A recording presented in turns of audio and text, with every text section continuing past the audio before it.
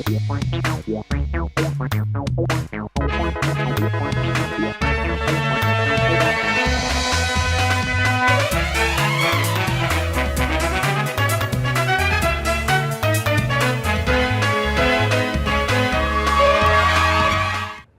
मेरा नाम है जयंती झा और आप देख रहे हैं राष्ट्रीय समाचार। पहले एक नजर हेडलाइंस पर। सेना दिवस पर सेना प्रमुख का बड़ा बयान। ऑपरेशन सिंदूर बना भारतीय सेना का नया मानक। जयपुर में मनाया गया सेना दिवस। सेना दिवस परेड 2026 में ब्रह्मोस का भव्य प्रदर्शन।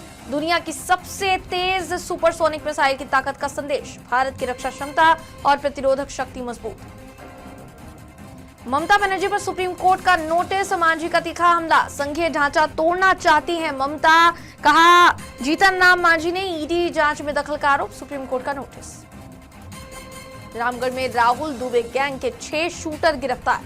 पुलिस ने बरामद किए हथियार, 42 कारतूस और मोबाइल फोन। रंगदारी नहीं देने पर गोलीबारी का खुलासा। अफजलगढ़ थाने में अवैध हथियार नष्ट। न्यायालय के आदेश पर रोड रोलर से की गई कार्यवाही। मालखाने में वर्षों से जमा हथियार किए गए खत्म। बिहार के मुख्यमंत्री नीतीश कुमार 16 जनवरी यानी आज से समृद्धि यात्रा के तहत पश्चिमी चंपारण जिले के बेतिया पहुंचने वाले हैं। यात्रा की शुरुआत बेतिया से ही होगी और मुख्यमंत्री बड़ा रमना मैदान में आयोजित विशाल जनसभा को संबोधित करेंगे। इसके अलावा जीविका दीदियों से मुलाकात करेंगे और उनके साथ जन संवाद भी साधेंगे। मुख्यमंत्री कुमारबाग स्थित बियाडा परिसर का शिलान्यास करेंगे और 125 एकड़ जमीन सुपुर्द करेंगे, जिसे स्पेशल इकोनॉमिक जोन के रूप में विकसित किया जाएगा। इसके छोटे और बड़े उद्योगों की स्थापना होगी और स्थानीय रोजगार के अवसर बढ़ेंगे। समृद्धि यात्रा का उद्देश्य बिहार को औद्योगिक हब बनाना और राज्य में औद्योगिक क्रांति को बढ़ावा देना है। कार्यक्रम की तैयारियों का निरीक्षण जिलाधिकारी तरनजोत सिंह कर रहे हैं। पीलीभीत के बरखेड़ा सामुदायिक स्वास्थ्य केंद्र में स्वास्थ्य व्यवस्थाओं की गंभीर लापरवाही उजागर हुई है।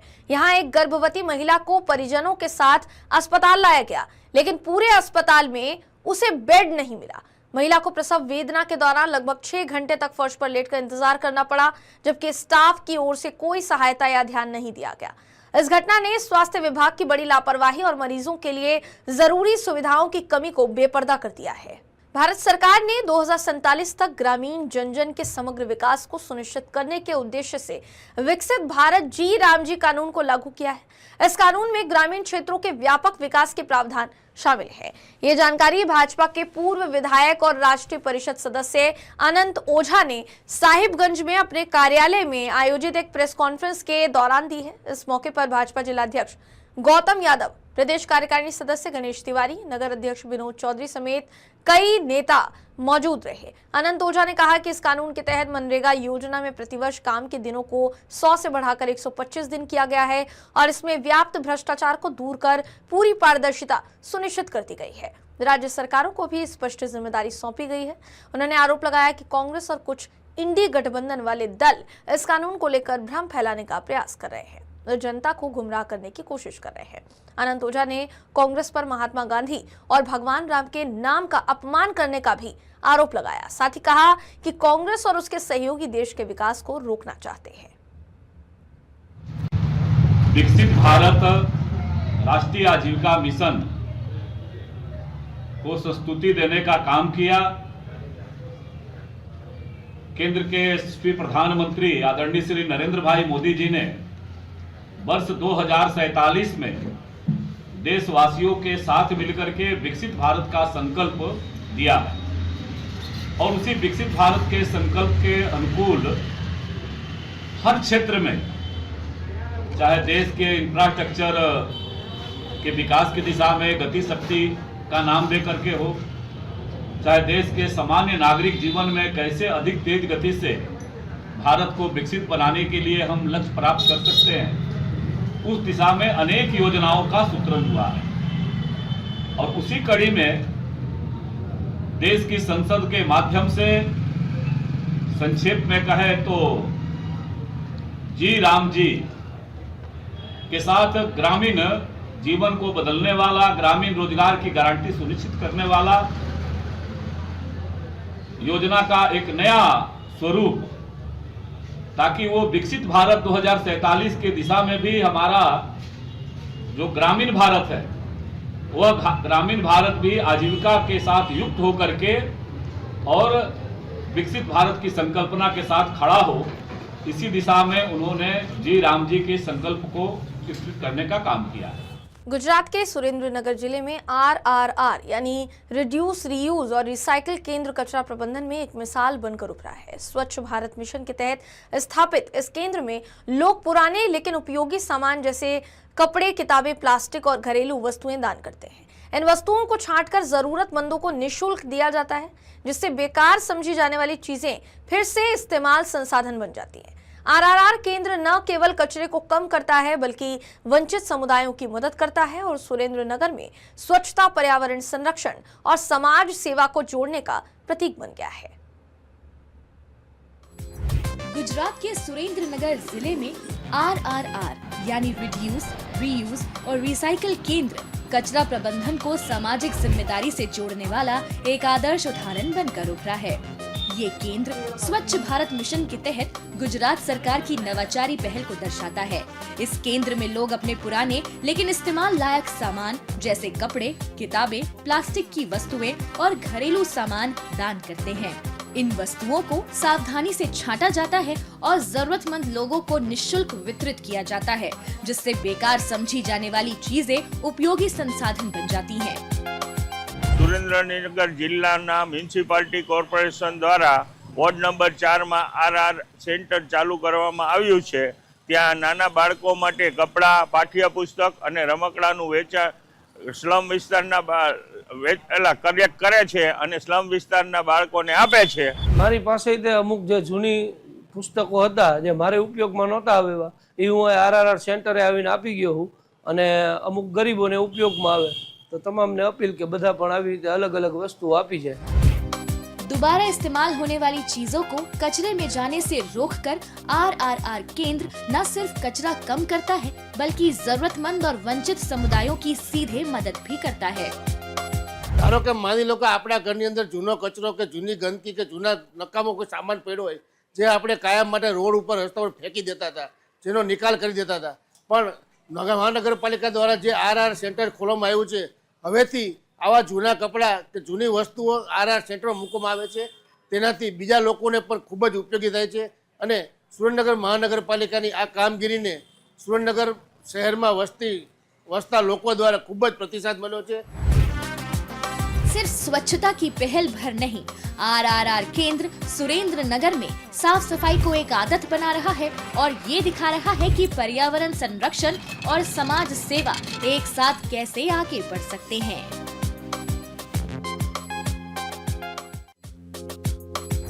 गुजरात के सुरेंद्रनगर जिले में RRR यानी रिड्यूस, रीयूज और रिसाइकिल केंद्र कचरा प्रबंधन को सामाजिक जिम्मेदारी से जोड़ने वाला एक आदर्श उदाहरण बनकर उभरा है। ये केंद्र स्वच्छ भारत मिशन के भाजपा नेता शहजाद पूनावाला ने कांग्रेस पार्टी पर तीखा हमला बोलते हुए कहा है कि कांग्रेस संविधान की बात तो करती है लेकिन उसका आचरण नफरत फैलाने वाला है। उन्होंने आरोप लगाया कि असम कांग्रेस द्वारा किया गया एक हालिया ट्वीट न सिर्फ असम की संस्कृति और परंपराओं का मजाक उड़ाता है बल्कि भाजपा कार्यकर्ताओं के खिलाफ खुले तौर पर हिंसा भड़काने जैसा है। पूनावाला ने कहा कि ये कांग्रेस के हिंसात्मक, संविधान विरोधी और असम विरोधी मानसिकता को दर्शाता है।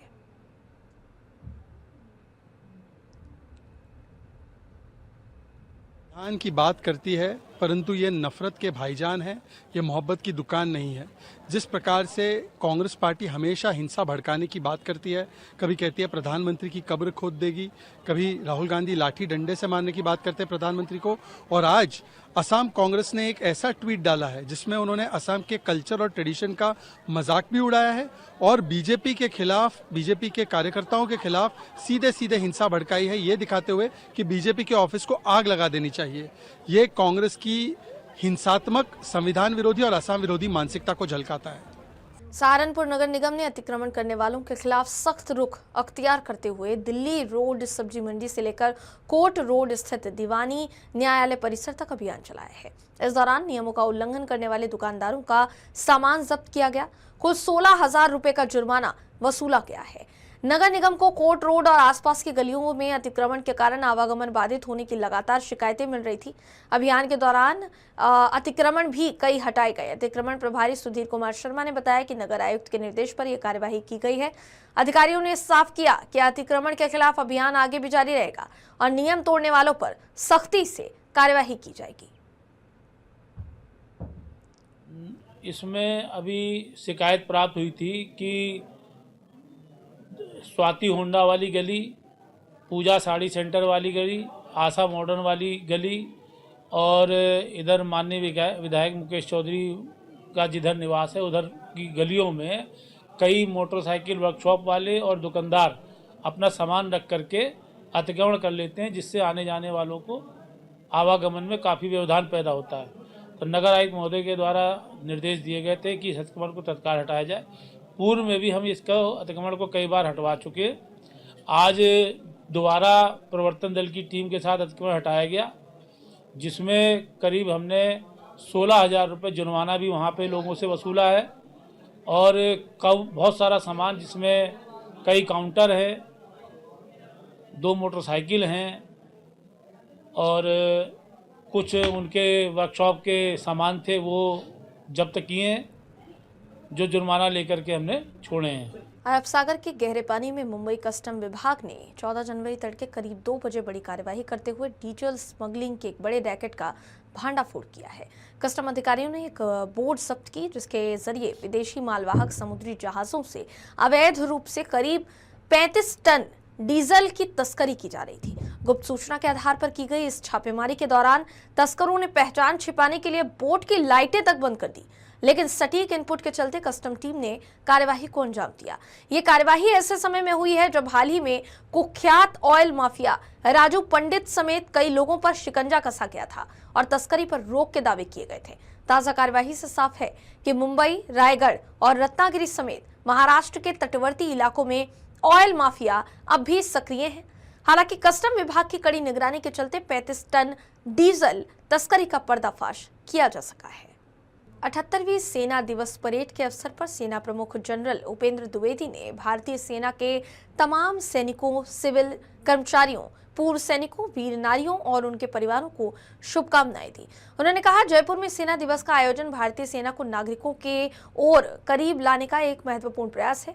जनरल द्विवेदी ने बताया कि आज शाम आयोजित होने वाली शौर्य संध्या में ऑपरेशन सिंदूर के दौरान सेना द्वारा प्रदर्शित साहस, अनुशासन और क्षमता का प्रदर्शन किया जाएगा। उन्होंने कहा कि ऑपरेशन सिंदूर ने एक नया नॉर्मल स्थापित किया है और इसने भारतीय सेना की गति, समन्वय और सटीकता के साथ प्रभावी क्षमता देने की क्षमता को स्पष्ट रूप से दर्शाया है। पिछले कुछ वर्षों में भारतीय सेना की सोच में एक स्पष्ट बदलाव आया। हम केवल वर्तमान चुनौतियों पर ही नहीं, बल्कि भविष्यों के युद्धों की तैयारी में भी गंभीरता से काम कर रहे हैं। इसी दिशा में नई संरचनाएं यानी नए स्ट्रक्चर्स बनाए जा रहे हैं, जिन्हें भविष्य की आवश्यकताओं के अनुसार इक्विप और ट्रेन किया जा रहा है। इस परिवर्तन प्रक्रिया के अंतर्गत Bhairav battalions, Ashwini platoon, Shaktiban regiment, Divyastra battery जैसे नई इकाइयां खड़ी की गई हैं, जिनको आज आपने परेड के दौरान खुद देखा हुआ है। ये संरचनाएं भविष्य की चुनौतियों के अनुरूप एक एजाइल, रिस्पॉन्सिव और मिशन ओरिएंटेड सेना के निर्माण को दर्शाती। जयपुर में आयोजित सेना दिवस परेड के दौरान भारतीय सेना ने अपनी सैन्य शक्ति और तकनीकी क्षमता का भव्य प्रदर्शन किया। इस अवसर पर भारत के अत्याधुनिक और शक्तिशाली ब्रह्मोस मिसाइल को प्रदर्शित किया गया, जिसने दर्शकों का खास तौर पर ध्यान अपनी ओर खींचा। विश्व की सबसे तेज सुपरसोनिक क्रूज मिसाइलों में गिनी जाने वाली ब्रह्मोस अपनी असाधारण गति, उच्च सटीकता और घातक मारक क्षमता के लिए जानी जाती है। ये मिसाइल भूमि, समुद्र, वायु और पनडुब्बी जैसे अलग अलग प्लेटफॉर्म से प्रक्षेपण में सक्षम है, जो इसे बेहद बहुमुखी बनाती है। सेना दिवस परेड में ब्रह्मोस का प्रदर्शन भारत की बढ़ती स्वदेशी रक्षा क्षमता, मजबूत प्रतिरोधक शक्ति और किसी भी चुनौती का त्वरित और प्रभावी जवाब देने की तैयारी को दर्शाता है। ये प्रदर्शन देश की सुरक्षा को लेकर भारतीय सेना की सतर्कता और आत्मनिर्भर भारत की दिशा में हो रही प्रगति का स्पष्ट संदेश देता है। मीडियम रेजिमेंट के कैप्टन पीयूष पांडे के नेतृत्व में अगला वाहन धनुष 38 किलोमीटर अधिकतम मारक क्षमता वाली ऐसी तोप जो बोफोर्स का स्वदेशी एवं उन्नत संस्करण है। 15 सेकंड में 3 राउंड दागने की काबिलियत वाला ऐसा हथियार जो लंबी दूरी तक लक्ष्य को भेदने में समर्थ है। दुश्मन के संचार केंद्र, बख्तरबंद सैन्य ठिकानों एवं किलेबंद रक्षा व्यवस्था को पूरी तरह से नेस्तो नाबूद करने में सक्षम धनुष मंच की तरफ अग्रसर होता हुआ। और अब आपके सामने 343 फील्ड रेजिमेंट के लेफ्टिनेंट श्याम सत्यवीर की कमान में अमोघ आगे बढ़ता हुआ। केंद्रीय मंत्री जीतन राम मांझी ने सुप्रीम कोर्ट द्वारा ममता बनर्जी और उनके अधिकारियों को नोटिस जारी करने पर कहा कि ममता बनर्जी और 1-2 अन्य राज्य के देश के संघात्मक ढांचे को तोड़ना चाहते हैं। हमारी प्रधानमंत्री विश्वकर्मा योजना सभी राज्य में लागू कर रहे हैं, लेकिन बंगाल और केरल में लागू नहीं किया जा रहा। ईडी एक संवैधानिक संस्था है जो जांच कर रही है। जांच में ममता बनर्जी ने दखल दिया है और सुनने में आ रहा है कि फाइल चुरा ली गई है। सुप्रीम कोर्ट ने नोटिस जारी करके सही किया है, फाइल रिकवर की जाए और उनके कारनामे को भारत के सामने पेश किया जाए। देखिए, ममता बनर्जी और एक आध राज्य और बिहार हिंदुस्तान का जो संघात्मक ढांचा है उसको लोग तोड़ना चाहते हैं।